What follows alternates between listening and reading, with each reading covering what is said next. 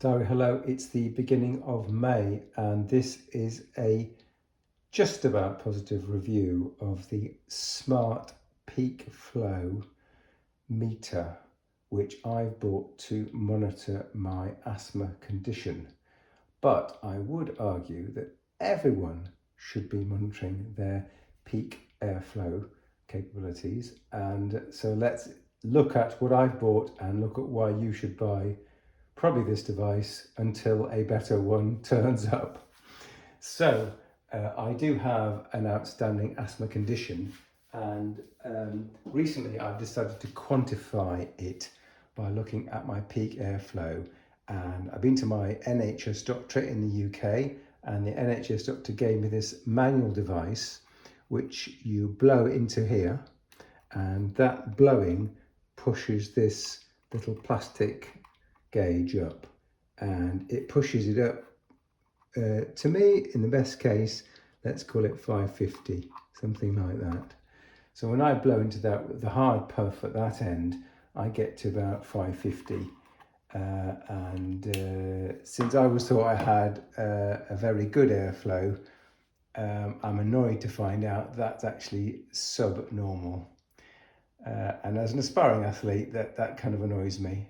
So let's step back, and what I wanted to be able to do is monitor the numbers from my peak airflow over time. And in fact, having done quite a lot of research, I found out that none of my digital health platforms that I currently subscribe to are really interested in that metric, except for one, and that is the Apple Health platform. So the Apple Health platform does allow you to input that measurement. So what I was really looking for was something digital that I could make that measurement on, and it would automatically, via some mechanism, upload that number to my Apple Health Kit platform. And I think this is it. This is the Smart Peak Flow meter. So thus far, this is about a £40 device, and I do believe it's working, although it's not working as well as I would like. So let's get into what you get with the Smart Peak Flow meter. Now, first thing to know is that this device comes in two parts. That's this bit here, which you can buy separately. If you go onto the Amazon interweb, you'll notice you'll see a device that looks like that. So notice there's a sort of a headphone jack at the end, and that's designed to be plugged into a smartphone which has a headphone jack. And guess what? Most modern smartphones don't have a headphone jack. So you can also buy it with the Bluetooth adapter. So you can buy it with the Bluetooth adapter, which looks like that. And you plug this together, and getting it wrong already. There you go, it plugs in like that. And there you have the working device.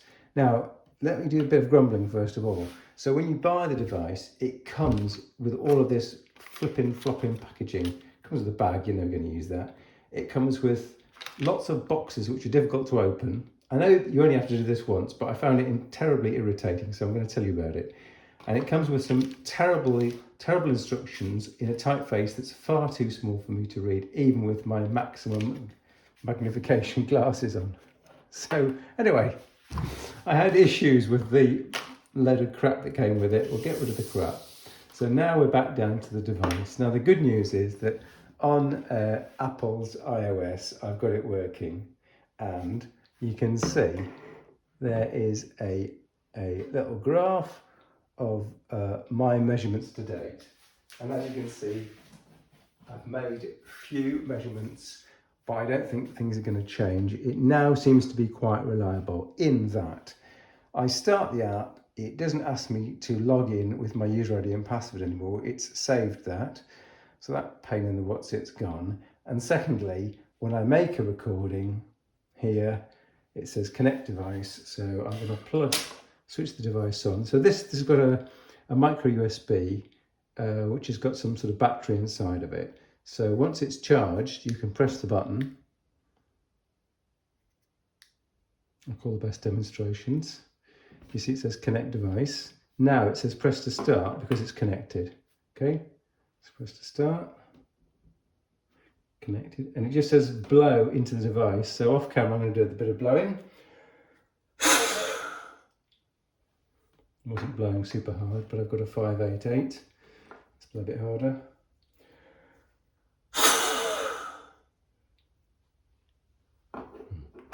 Still not very happy with that. Due at least 600. Actually, I think, yeah, I should. This spins for a while afterwards, and I should wait for it to stop spinning before doing the second blow or third blow. Anyway, so there you go. It's finished that. It's got a 621 litres per minute. So the standard reference metric is litres per minute. And there's a curve which is based on your age and your height. So as a short person who's quite old, I was astonished to find that the number that I produce is still below par.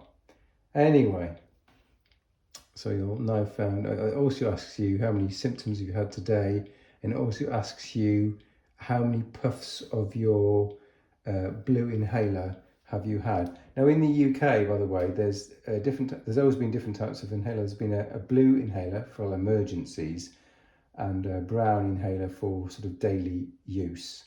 But recently they've sort of come up with a sort of pinky kind of inhaler, which you can take instead of the other two. I personally don't like that inhaler as much, so I think I'm on the blue and the pinky one now. Anyway, it's telling me how many inhalers did I use today, and I used I use one inhaler in the morning, but not the blue one. So let's just say that. So you can see it's drawn the graph, it's the date and the time, etc. So the best I can say about this device is it works.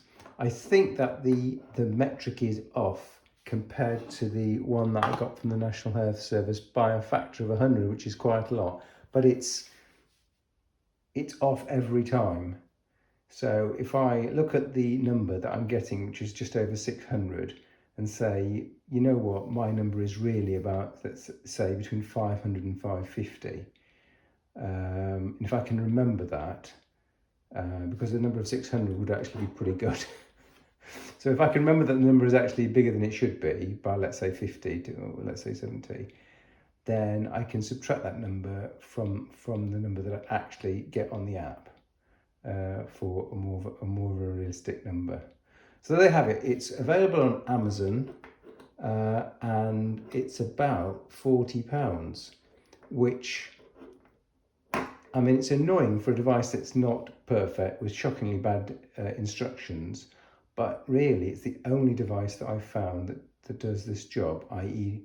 doing it digitally and being able to send it up and recording it digitally and then onto Apple Healthcare. So we don't have much choice, fellow asthma sufferers, so I would recommend it.